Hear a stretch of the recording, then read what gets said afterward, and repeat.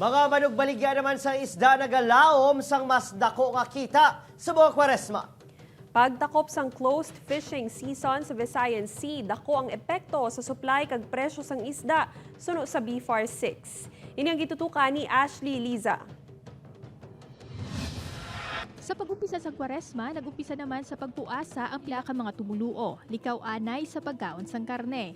Gani para sa pila ka manugbaligya sang isda diri sa Laganes Public Market, kahigayunan man ini agud bisan paano madamo man ang magbakal sang isda. Bakal gini amon isda isbungnya. Ti siyempre po sa taon ni magkaon met. Kaangin na lang kay Manang Gloria Kagramil nga isda kuno anay ang baklod. Isda anay subong kay bawal ta subong karni.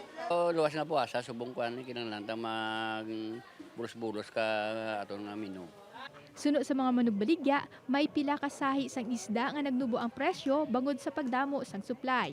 Kaangay sang bangros nga tag 260 pesos kada kilo sadto, subong yara na sa 240 pesos. Nagnubo man ang presyo sang bilong-bilong sa 280 pesos gikan sa 320 pesos. Ang aloy nga sadto 180 yara na sa 140 to 150 pesos ang kilo.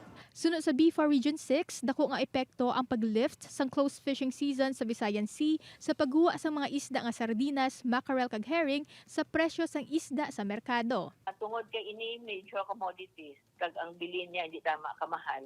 So makabulig ini sa ato ng mga consumer sa mga tawo nga this will balance ang presyo. Dugang pa ni Apari, bangod ginapahanugutan na ang pagkuha sang nasambit nga mga isda, ginalauman nga mas madamo ang supply sang isda kag may pilian na ang mga manugbakal. Siyempre kiti damo na makuha nilang isda. Damo na makuha nilang isda. Ti siyempre tawag ning nubo-nubo ng presyo. Unlike sa unang off-season, gamay lang isda makuha, ti pertik mahal gid.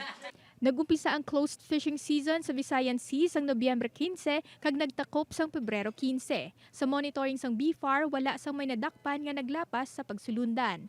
Upod kay Hans Desierto, Ashley Liza, 1 Western Visayas.